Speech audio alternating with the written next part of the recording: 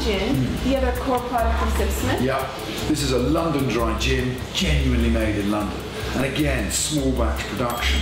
We make it very differently to what a lot of other people do. This is one of the only gins that is made in what's called a one shot, which means we put exactly the right amount of botanicals in. We don't add any alcohol to it after the yield.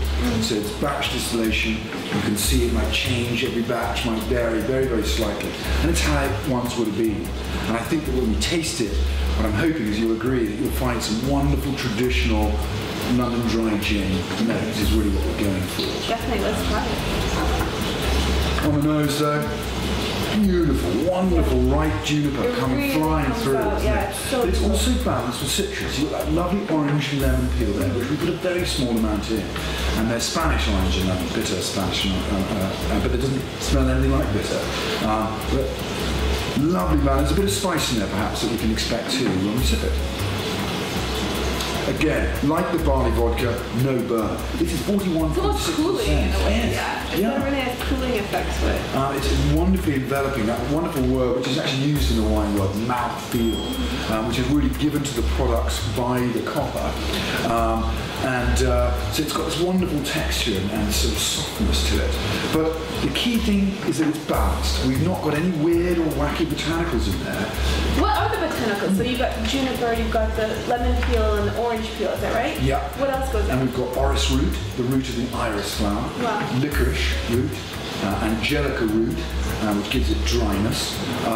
We've got almond powder, and we've got coriander seed, which is very common and cinnamon and cassia bark. I thought I picked up a little bit of cinnamon. Is that possible, or is that just? Absolutely, it's it is. Nice kind of spice to it. It's really. We put a lovely, just a nice little finish to it.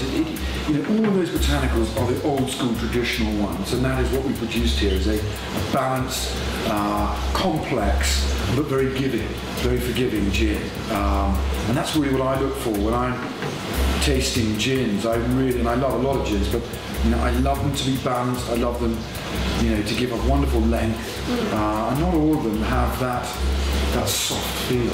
So the traditional drink is gin and tonic, but how do you take it? I've seen it with lemon, with lime, even with cucumbers. Absolutely, and there are different tonics as well that you can have now. But I mean, as far as the complement is concerned, we always recommend lime, and cut the lime down the equator, not from the north to south. It opens up and all the cells break and you get a much cleaner release. Lemon can be a bit too bitter. A lot of people are using cucumber and things like that. That I don't think is right for Sipsmith. We're much more traditionalist and go down the authentic route. Yeah.